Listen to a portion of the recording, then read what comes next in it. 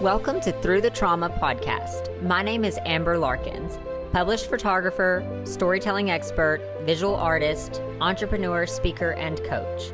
This podcast was born from one question: how do I get inspiring stories of triumph out to the people who need to hear them the most? Come with me, enter my world, where lives are getting changed, heroes are getting developed, and greatness is being achieved. Hello, and welcome to another episode of Through the Trauma podcast. I'm Amber Larkin, your host, and today I have with me Mr. Merle Yost. He is a psychotherapist. He's an author of 6 books, a teacher. His last book, Facing the Truth of Your Life, he's going to talk to us about today.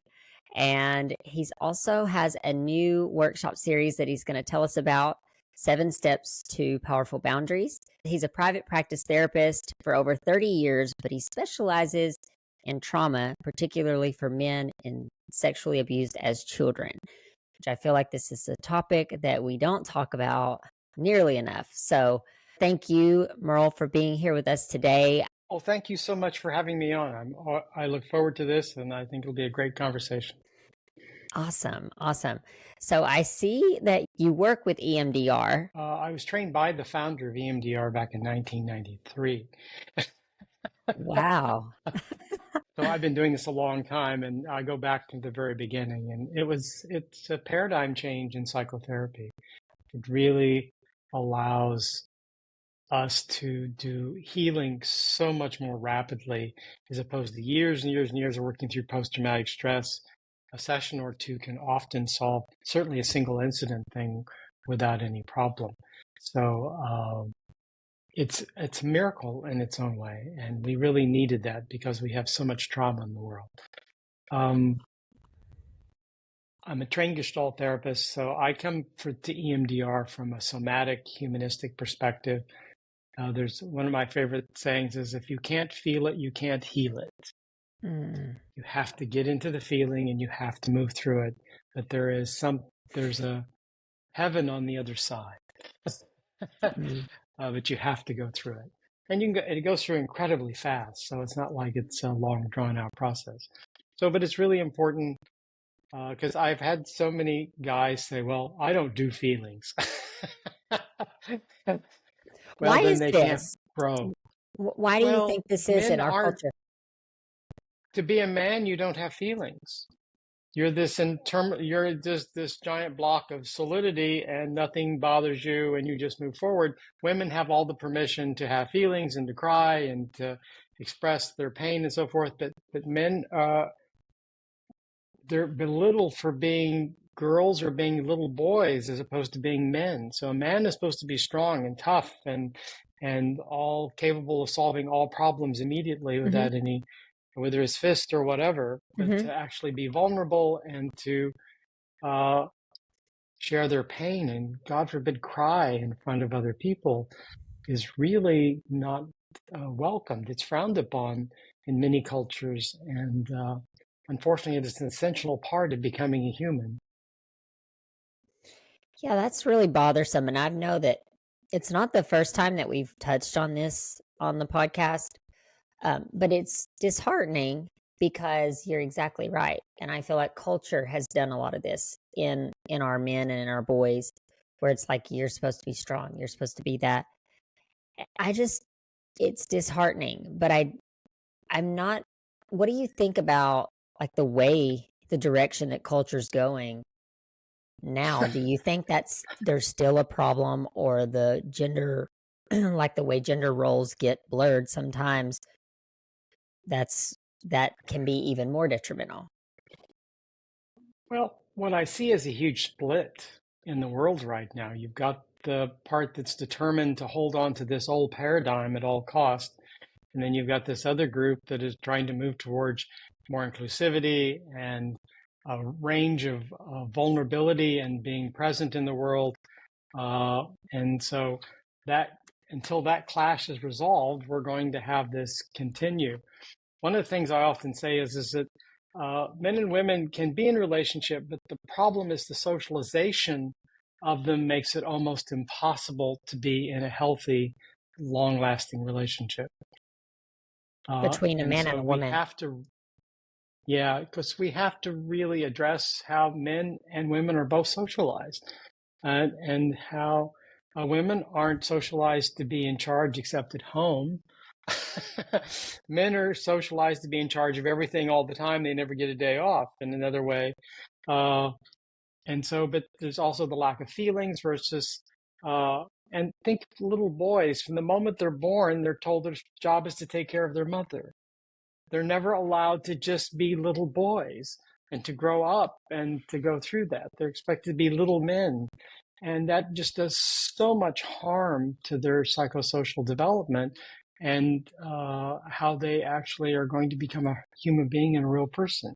I mean, obviously, not everybody does this, but it's awfully pervasive in the culture. And consequently, it destroys so many relationships before they ever get started. Mm. So, what do we do about this? Like as a population, what are your suggestions as a mom of a I have a son who's 12, he's about to be 13. Like what do we do? Is it a it's probably not a quick fix. No, it's literally a change in the culture, and I see it happening. I mean, we see uh, movies and TV shows where men actually cry. We see where they get vulnerable and they allow help to be taken care of, and especially by women, and it doesn't emasculate them. And so our masculinity is so fragile. And we have to make it a much more robust thing, and we need to empower women uh, so that they don't have to apologize for being powerful, so that they don't have to uh, take so much abuse around stepping forward and taking charge. And it can be a real battle. I mean, we just are getting to the point where female politicians are somewhat normal. Look how long it's taken us to get to that point. Uh, and women doctors and all these other professions that were exclusively male before. And so Mhm. that's really the cure is we have to start seeing everybody as a possibility instead of putting them into narrow boxes and sending them off to whatever war they're supposed to be fighting. Uh, and fathers need to be a lot more involved in childcare. I mean, because they need to be the comforter. They need to be the one who validates the emotion. They're the one who needs to let their little boy and little girl that it's okay to be whoever they are.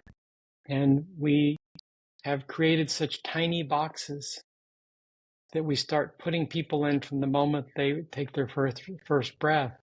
And we have to stop that. We have to find out who they are. Do we shape them? Yes, that's part of parenting. But ultimately, our goal is to help them find out who they are, not tell them who they are, because only they ultimately know. Mm. That's yes, I love that you said that because I agree with you 100%. Parenting is hard, and this culture is hard to raise kids. And parenting too, as just you have your like there's so many split families, and it's like when we're in a split family. My ex-husband and I are not together, and so they're father. And so it's like he has his views, I have my views, and then trying to merge that and co-parent, it's hard. But I do believe that And not drive the kid crazy. Like, what? Who am I with? How am I supposed to be acting? yes, yeah, yeah, it's definitely a journey. But I do feel like the children are the future, so like that's important.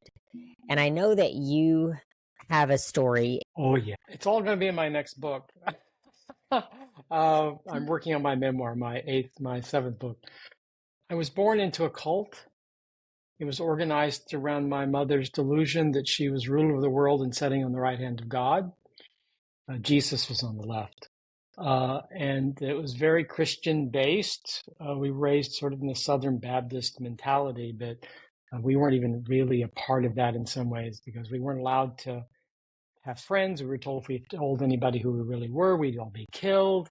And so we really isolated from the world. And most of my early childhood was spent on farms in the isolation. We had no neighbors, no other kids to play with. So we just grew up in this singular environment. Was it formally a cult? No. I mean, but it had all the makings of that and the isolation and the programming. And then around the age of 9, my father raped me for the next 3 years in my bed at night. And so, and that came out during an EMDR session, interestingly enough. I had all the symptomology of being sexually abused.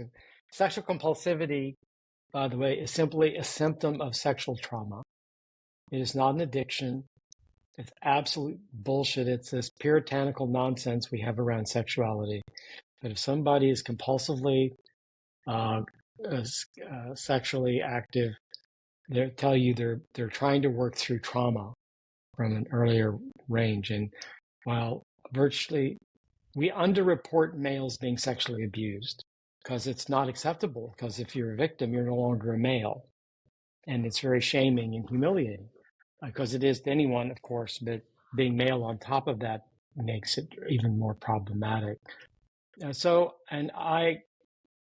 what he did was he orally raped me at night. And I was just this little 9-year-old boy in my bed. And he, as a consequence, suffocated me.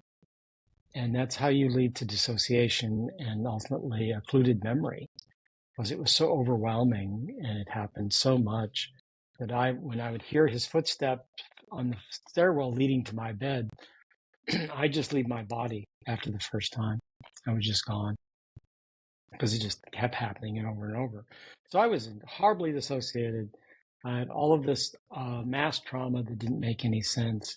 It was my very first training for EMDR, Francine Shapiro. They broke us up into small groups to practice the skills we just been learning. And so they told us to pick something small so that we didn't open up this huge can of worms, because it can do that. I've had it happen a few times. And so I picked my fear of tall buildings. I had a phobia of tall buildings. I'd look up at a tall building and I'd just about pass out. And we had no idea why. And we now know that phobias are often a cover for trauma. And so about 30 seconds into it, my head went back, a penis went down my throat, and I was gone. And that was the beginning of the memories coming back to what happened to me in my childhood for several years.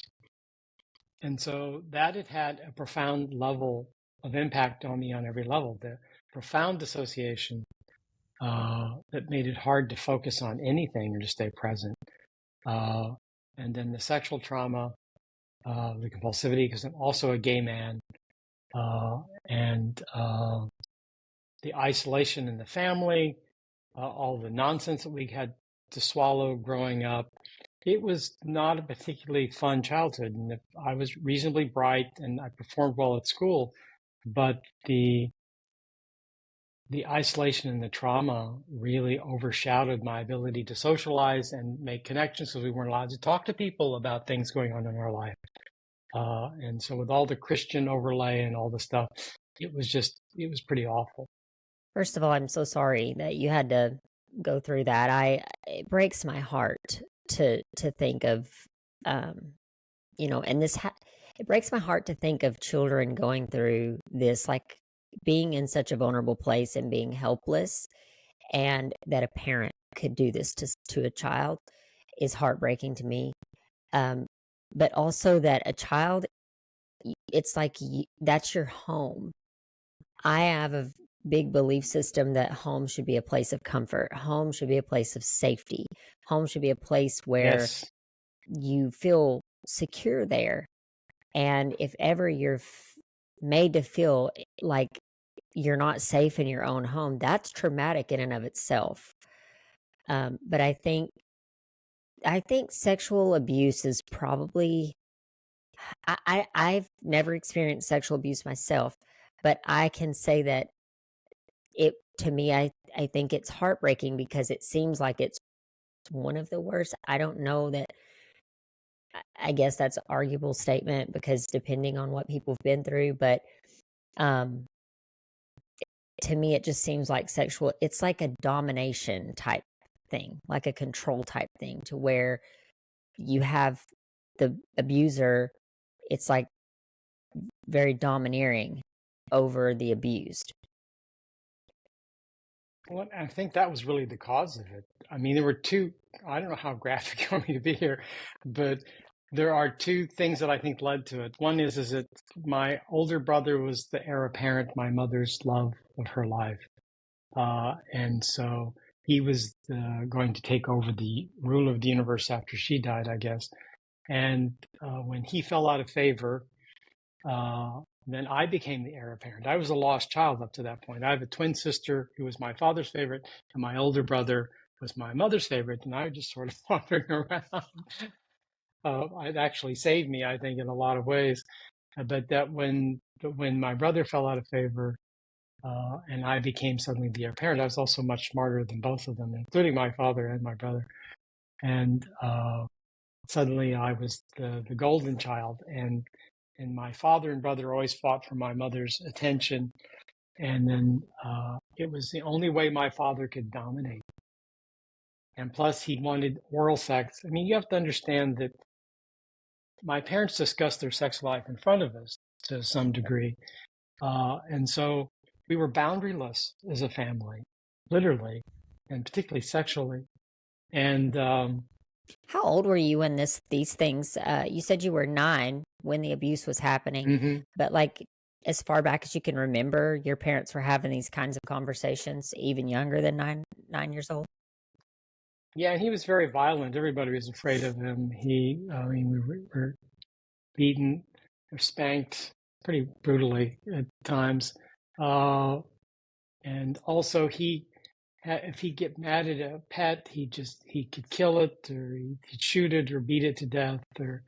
And so we grew up in a rather violent universe, to say the least. And so that was really problematic. So it was not a safe world in any means. And so I hid myself in books, and I would spend, and I think it was after the sexual abuse started, but I would spend my nights under my covers reading books because it wasn't safe to go to sleep. And I had a sleep disorder for many, many years as a consequence, because bed was not safe to me. And so that has to be your safest place in the world. It really helps a lot. And so I eventually disowned my parents, and I confronted them, and of course everybody denied everything, which I'm not surprised. But I guess I'd have to say that sexual abuse of boys is much more common than what gets talked about. And I think there's starting to be studies showing this, but because the old statistic was 1 in 6 boys and 1 in 3 girls. I've never met a woman as a client in most of my life who wasn't sexually assaulted somewhere in their life, at least once, if not multiple times. I've helped a lot of them heal. But males,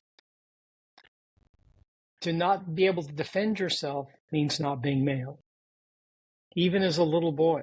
Mm. And so, but it's still, little girls get protected more than little boys. The boys are expected they can go wander around the neighborhood and whatever and encounter whatever, and they're going to be fine. They take care of themselves. But little girls are much, much, much more monitored as a whole. And so a lot of this stuff happens to little boys, and they don't talk about it because there's the shame of it. Whether they consciously think of it as shame or not, that's the experience that comes up. And they're just expected to be able to take care of themselves, and not being able to do so, they are suddenly not male enough. And I can't tell you how many men I've worked with who've been gang raped or raped in various forms. And it gets where all this sexual compulsivity comes from, and the boundary crossing within generations, and mothers who take their sons to bed when their husbands die or get divorced, or grandparents who play sex games with the kids or the siblings. It's unbelievably common. It's actually much more common to find it's much more uncommon to find a family that doesn't have some of this, because it just gets passed down generation to generation. Once it happens to you, this gets normalized as a child. You just assume this is what childhood is supposed to be like, and so it just carries on. Incest happens because it's been happening in the family, probably for generations. So I know I'm not exactly bringing all this light and fluffy stuff up, but all this gets programmed so young, and then we just take it because that's what we know, that's what's supposed to be true, and then it takes a lot to undo that programming, and they have to be willing to undo that programming. You have to be willing to look at that and see their parents for the flawed people they were, or their family, and understand that what done to them was not okay, and it wasn't their fault. But that takes courage. It takes a willingness to face the pain. It takes a willingness to see your parents for who they really were. And I mean, mine was particularly bad, but I've met plenty of people who had far worse childhoods than I did. So I don't feel special in some way. I don't feel like, oh, woe's me. My job was to heal. My job was to take back all of my power and not give them the power to hurt me anymore. It was not my job to forgive them. It was not my job to make it okay for them being whoever they are. It was my job to take care of me and heal and be the best person that I could possibly be. So I want to ask you this because I am a Christian, but I know there is a lot of trauma within churches, within, like, some things are very cultish. I'm curious, like, can you divulge a little bit on that topic? Because obviously we have a lot of issues in our churches. People go honestly seeking God, and that's disheartening in and of itself. You're going seeking more. You're wanting to find your destiny, your purpose. You're seeking for more, and then you have these organizations that are traumatic, doing traumatic things, happening inside of the church, things being pushed under the rug.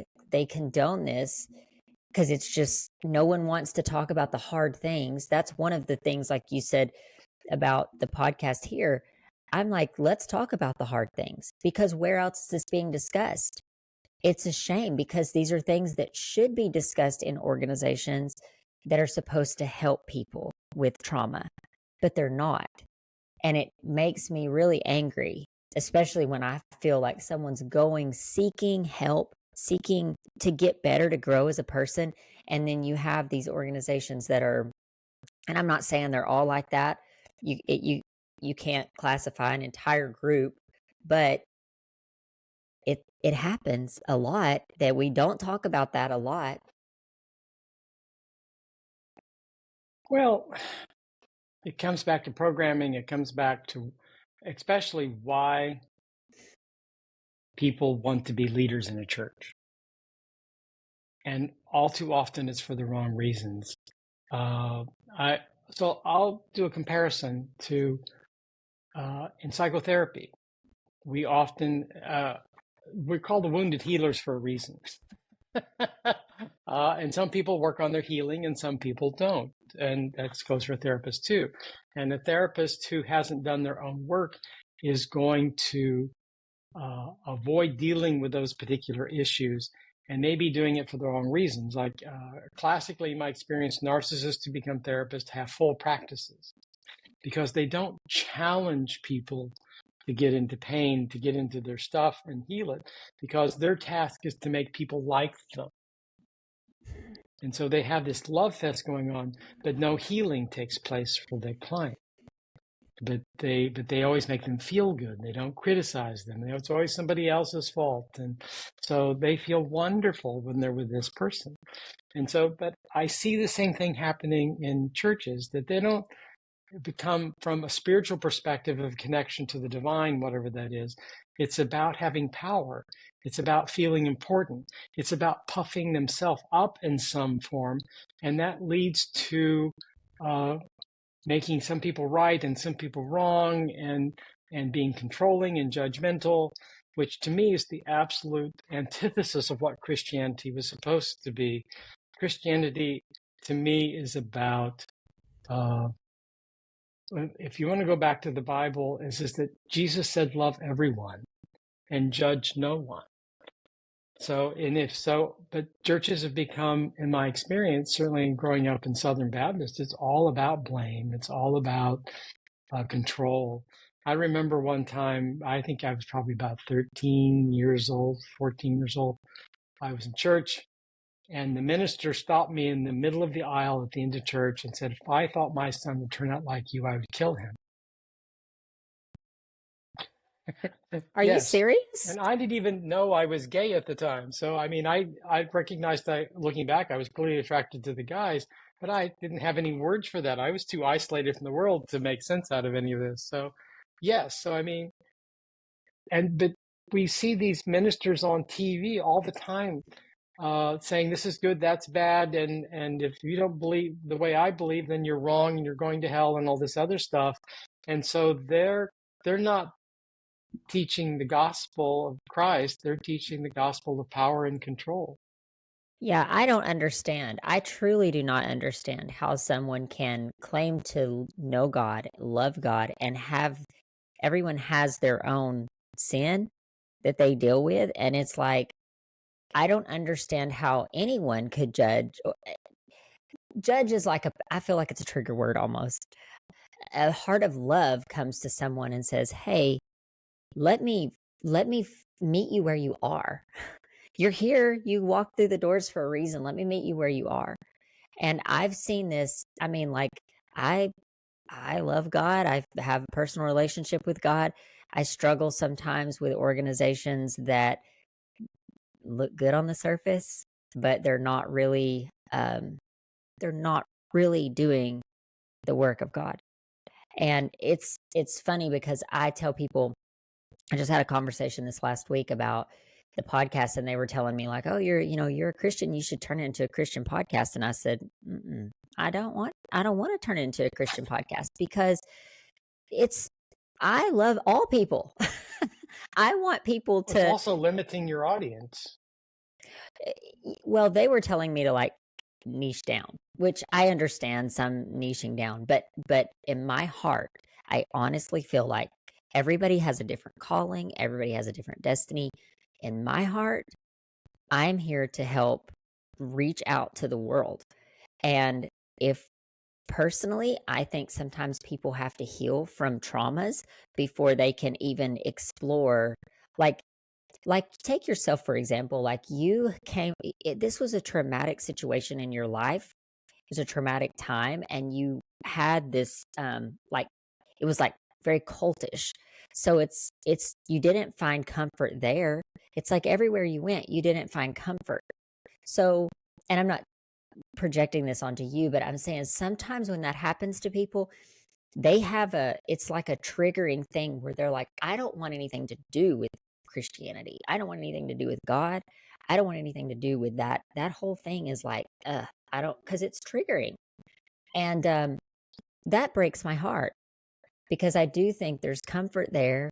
But I think that when someone's been hurt or abused or specifically abused inside of the church, which I see that happening. I've talked to people here on the podcast that's happened, like religious abuse, and or people use scripture to control people. Control it's a Oh yeah, domineering spirit in absolutely. people, but that's never was the intent. It was never intended for scripture for someone to control you with scripture. Oh, you should do this because the Bible says this thing. It's like, no, God also gives us free will. Like, it's fine. I'm good with someone talking into my life and saying, "Hey, Amber, have you looked at this?" Or, but for you to come at me, that never changes anyone's mind. For anyone to come and say, "Hey, you must XYZ," that's or this is your lot. Like, this is what you're created to do. No, you don't know what I'm created to do. That's between me and God.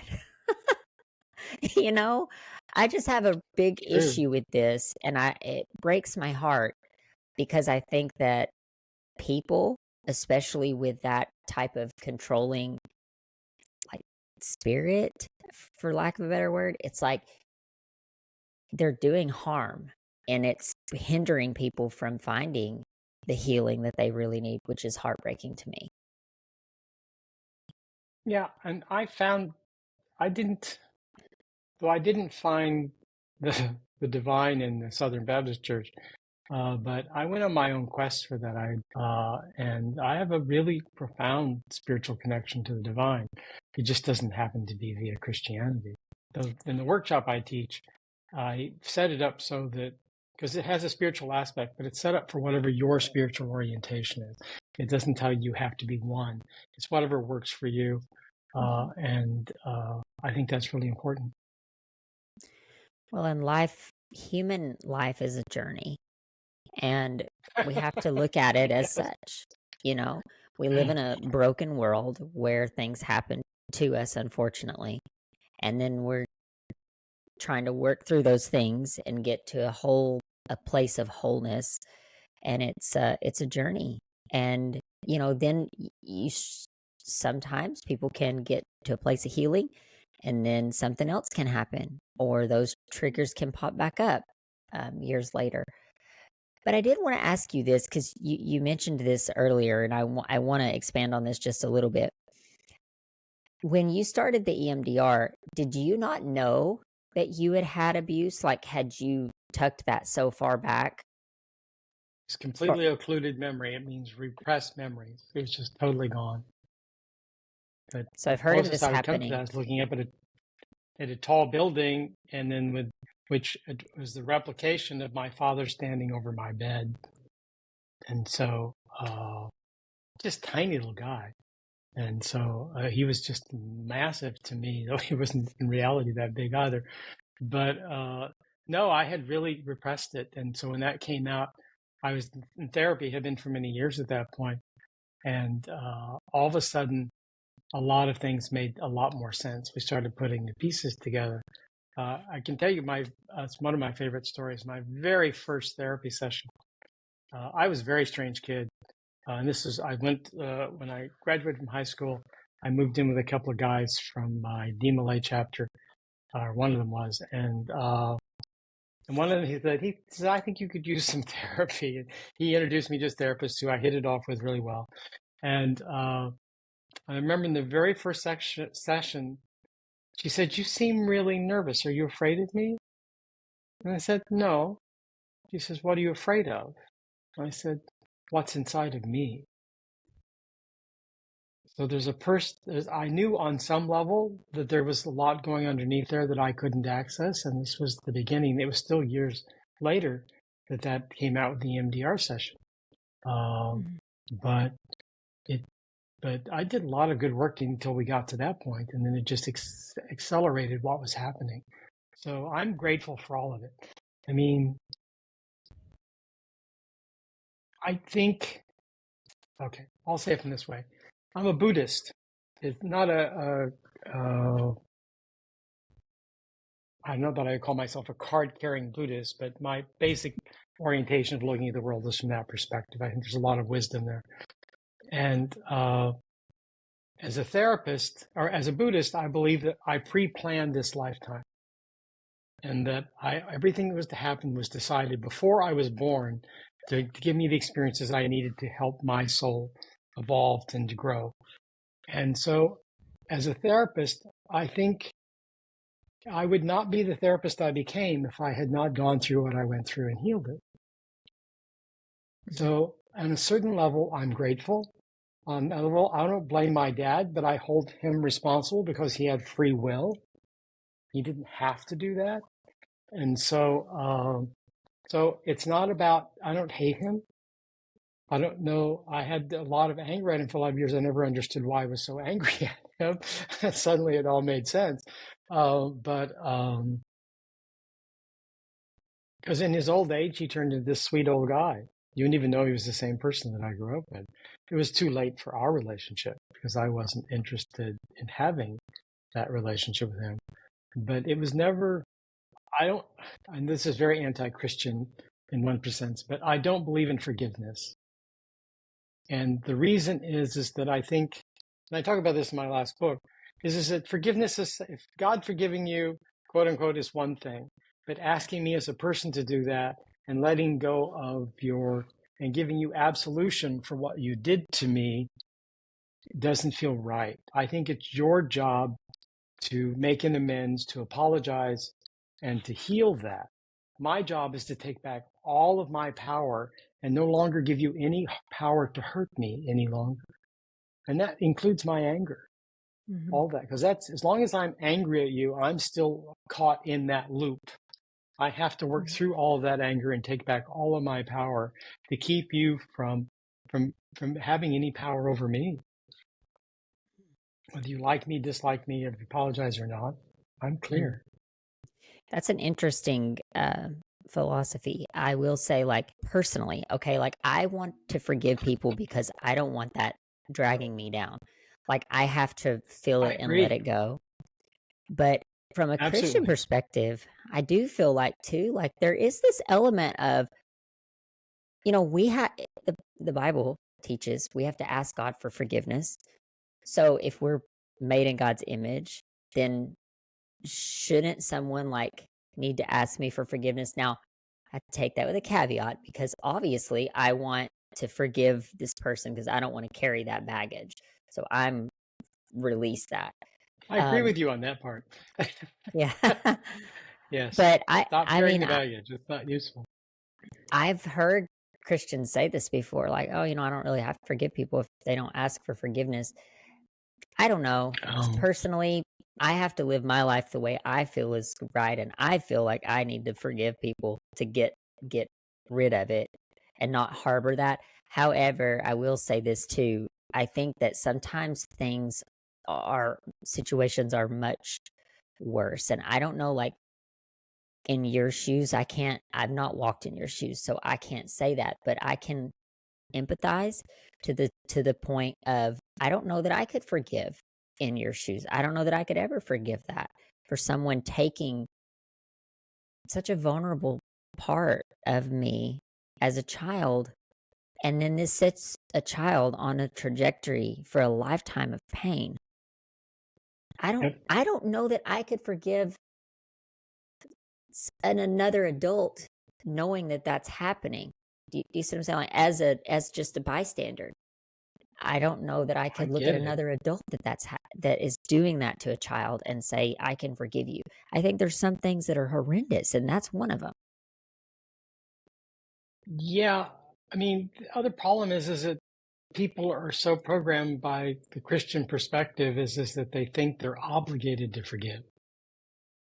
And I Mm, can't tell you how many of them have told me that I didn't really forgive them. I'm still angry about it. So uh, forgiveness, if it happens, I think is the last stage.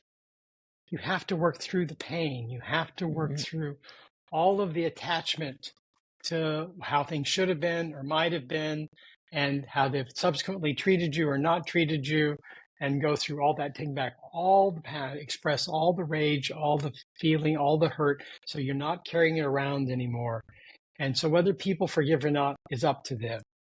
I'm telling you from a perspective that I can tell you a lot of people have found it freeing to not have to forgive. And yeah, I could see that's that. what's important to me. I don't, yeah, that they don't feel guilty because they're still angry. Mhm. Well, you need to work on the anger. You can decide what you want to do with the rest of that. So yeah, a lot of people come to me and say that when they read that in my book or they heard me talk about this, that it changed their life because suddenly they didn't feel bad about themselves anymore because they didn't want to forgive this person for what they did. And I think that's what's most important. Mhm, So mhm. Well, and two, if we're being honest, okay, like if people get really honest with themselves, you can I can look back in my life and I can see that people have done certain things to me, right? And I can find a gratitude in that and say, this made me the person I am today, and I'm grateful for that. But if I'm being 100% honest, I can't discount the fact that occasionally triggers will happen. And I tell people I think triggers is like it's like this. If I think I'm over something. I think I've released it, and then something happens and I'm triggered by it, and then I remember, okay, this it's another layer. I've got to dig a little deeper. I've got to stretch a little Yep, harder. I've got to do a little more work there because I'm obviously not healed from it.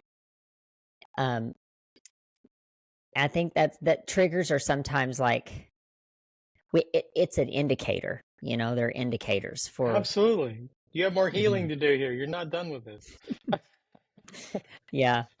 Well, Yeah, and I completely agree with that. So, And to go back to this idea, like you're the first one that I've ever heard. I've read about this concept. I read about it first, the concept of people like disassociating so much that they forget things that have happened to them.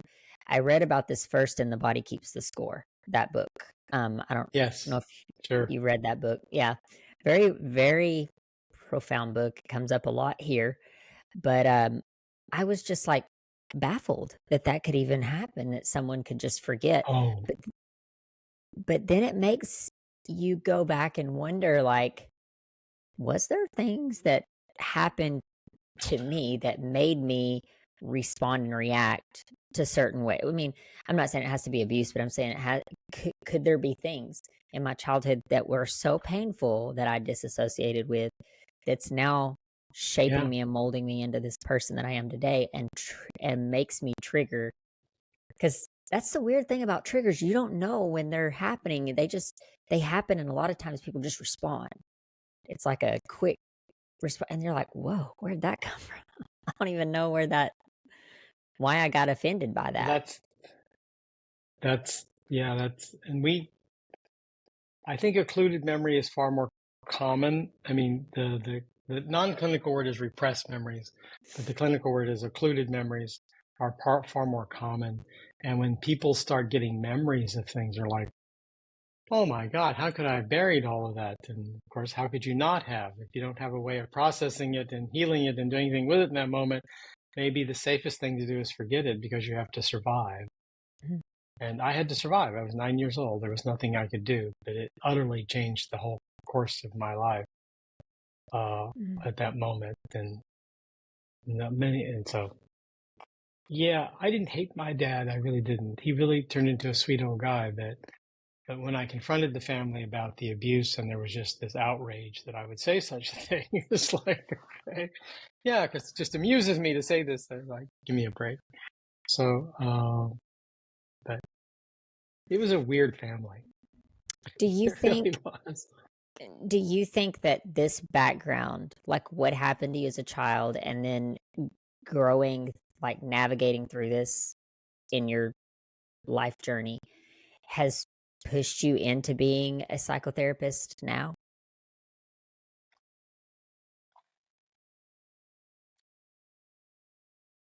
I think it certainly was a big part of it. I mean, I had such a profound experience with my first therapist, but it also opened the door to me to a world that I didn't know existed.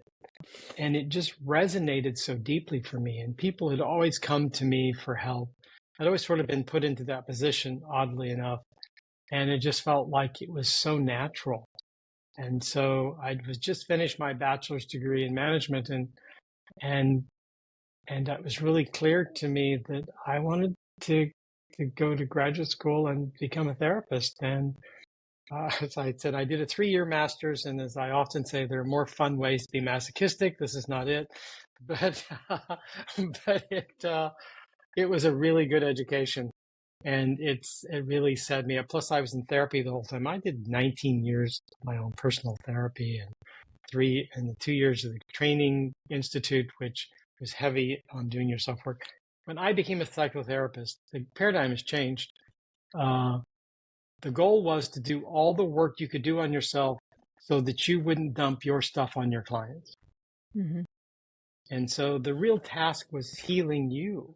And that just resonated very deeply for me. But in today's world of CBT, or cognitive behavioral therapy, it treats everything as transactional, and it isn't about going into the depths of what's going on here. And unfortunately, the studies show that the symptoms come back in about 12 months. So it's a quick fix to get you back out to the war, but it doesn't resolve anything. And my goal was healing, not putting a Band-Aid on it and sending you out to the war. Do you But think that insurance companies like quick fixes.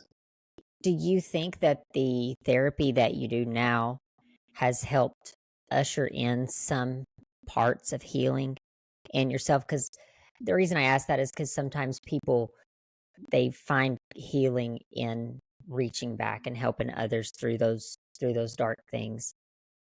Do you find that to be true? Sure, I think there's absolutely truth in that. Anytime you're working with people, particularly with this level of depth, uh, it's just impossible to not be impacted by that. Every day as a therapist is a healing day for you and for the client, because, and in spite of all I've been through, to be able to hold a container that allows other people to heal and watch them go through their depths of things. It's truly a gift and a profound experience of that. And I'm very, very grateful. And so, yeah, it heals me as I'm helping heal them and being that container for them to be held. And being a therapist is being a good parent in so many ways. And so done a lot of parenting. And a lot of guys really needed a lot of parenting because they get less parenting, oddly enough, than girls, I think, in many ways. But they also often get less intruded upon, I think, than girls do. So there's no panacea here. Either good parenting is good parenting and bad parenting is bad parenting. So it's just what's true. And often it's a mix thereof. Yeah. So tell us a little bit about where someone could find you, find more about you, find your books. If they wanted to dive into therapy with you, where could they find you? Well, the only book of mine at the moment that's still available in print is Facing the Truth of Your Life. It's a light and fluffy romp through how you became you. And I've had many guys tell me it actually ended their sexual compulsivity. And I do take on a lot of sacred cows. I at least want to give you a different perspective on it. Like self-love, I think is a flawed concept. I think the real issue is self-acceptance rather than self-love. We've already talked about forgiveness. And so, and I really challenge people that their task is to make them the best person they can be and also make the world the best it can be around them. And that's what will change everything. But I go through big hurts and small hurts and all of this other stuff and how to heal them. I address a whole lot of things. So it's an interesting read. So if they want to reach me, my website, merleyost.com, is by far the easiest. It has all my other stuff on there. The Unspoken Boundaries class, it's about feeling safe, because violation of boundaries, it makes us feel unsafe. And by learning how boundaries really work and understanding how you can hold your power even in a difficult situation, which is what this teaches you, changes everything. And so it's a 7-step course. It takes you have to, boundaries, we learn boundaries in our family of origin. Our parents teach us how to be in relationship with that gender. And then we take our relationship this out to the world and assume that's how the whole world works. I call it our dance of intimacy that we learn in our families. And then we find out that it's no more functional out there than it was in our families. And that's a problem. And that's why we marry our parents, because we're floating along. We meet this person and it just feels like we've known each other forever because we just found that dance that we grew up in. And we usually marry the parent we had the most problem with because we're trying to unconsciously resolve those issues and get the love that we didn't feel like we got. And unfortunately, we just usually pick the wrong one for that reason. And it's really, really problematic. And so I'm working on my next book. I have a Substack, Merle Yost, .substack.com. It has a lot of my early stories as I'm and different things that I'm writing. Because my next book is my memoir. It'll mostly focus on about the last 15 years of my life. And Substack is giving the background to all of that, including the sexual abuse and all this other stuff. It's all on there. I do intensives. People come to me for 5 consecutive days, and I see them for 10 hours over 5 consecutive days. And we can get a lot done very quickly because if you weekly therapy, you do your little piece of work, then you leave, and you come back a week later, and you spend half the session catching up on what happened over the week, and then you try and do something before you send them back out to the war. And where if I've seen you every day, we just pick up right where we left off, and we just keep pounding along. It's very, very powerful. There's more and more people offering intensives at this point. And with EMDR, it's a real game changer in healing. So there's these various things. Go explore my website. I've done a lot of different things. It's all on there. And the point is to enjoy life. And to really get the joy out of it, you have to heal the pain. And it's well worth the journey of healing the pain because it will make you a far better person. Yeah, nobody and wants to carry more empathy and but they carry it around like it's a metal or something, and they spend their whole life milking I had this happen to me, and so I'm no longer responsible for anything. So that's a child talking. That's not an adult. So you're talking to a child, and so they need to grow up. And nobody gets through life unscathed. And childhood is not intended that way, sadly enough. And so we all have work to do. We all have healing to do. But that healing makes us a much better person and can lead to a much better world for everyone. You just dropped the mic right there. That was so good. But it's so true. And I really appreciate you coming on and sharing with my audience today, because you've dropped some really profound things and the whole idea is like, let's get people thinking.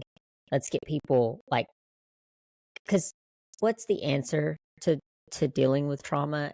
I think it starts by just talking about it, because if someone has shame, if someone has embarrassment around the type of trauma that's happened to them, or they've been silenced in some way, it's hard to heal from that.